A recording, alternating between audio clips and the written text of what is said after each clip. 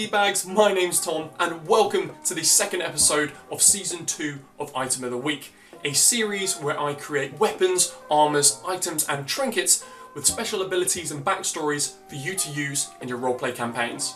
This week's item is sure to blow you away, so without any further ado, let me introduce you to the Windhowler staff. Yamnar. The fearsome cloud giant descended from his frigid mountaintop and besieged the great city of Balinhall. When the council's negotiations with Yamnar failed, the walls were sundered, and a long and bloody battle ensued. In a last desperate attempt to defeat the cloud giant, the Archmage of Balinhall, Arctic Windhowler, found a way to seal a soul of a creature within a set of 3 metal rings. The only catch? To seal an unwilling soul, a volunteer of equal power must also sacrifice theirs. To save the city and all he held dear, he laid a trap and made his sacrifice.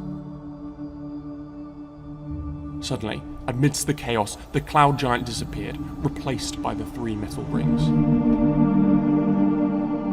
They were taken and set in a staff by the remaining circle of mages in commemoration of their leader's sacrifice. And now, the staff holds the power of these 2 eternally warring souls, allowing its user to unleash the elemental fury of their battle. So, to look at, the Windhowler staff is a type of Chinese polearm called a guandao, which is very similar to the European glaive. The staff consists of a heavy blade mounted atop a hollow steel 6-foot pole with a spike at the other end. The heavy blade itself has a subtle engraving of clouds on both sides, and the middle segment of the blade has been hollowed out. At the back of the blade there is a spike with a notch, which is used to catch opponents' weapons. Also, there are 3 metal rings which hang freely. The decorated blade is connected to the polished steel pole by a cerulean cloud-shaped guard. At the other end of the Windhowler staff is a spike, which is primarily used as a counterweight, but could also be used to attack. As you swing the Windhowler's staff, the 3 metal rings at the back of the blade jingle, and the hollow part of the blade whistles as it cuts through the air. The staff feels surprisingly light in your hands, and there's very little tension between the blade and the air, allowing you to swing it to and fro very easily. But despite its hollow pole and blade, the Windhowler staff is not flimsy. When it strikes a solid surface, it doesn't reverberate, it actually remains firm.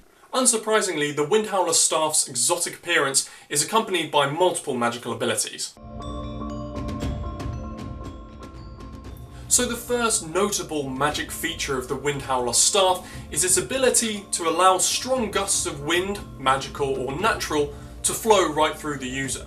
This means the user is not affected by these winds at all and can move through them freely, avoiding any sort of necessary skill checks. Moving on, the other abilities of the Windhowler staff lend themselves to 2 particular fighting styles, Heron style and Gannet style. Utilising Heron style, as you swing the Windhowler's staff, you feel the potential to unleash the raw power that's inside. Seizing the sensation, the blade cuts a ripple in the air, blasting air towards a target. Even if the blade doesn't connect with its original target, it can still cut the air in this way.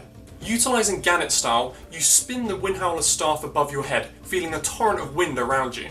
As you continue to spin, the staff's power comes to a head, allowing you to blast outwards with wind magic or pull everything towards you with wind magic. Thanks for watching Item of the Week. As always, please leave a like if you enjoyed this week's item, and be sure to comment on how your players reacted to it in your campaign. Hitting that subscribe button will make you the first to know when new videos come out, and also be sure to check out the full Item of the Week archive in the link in the description and the other D&D content on my channel.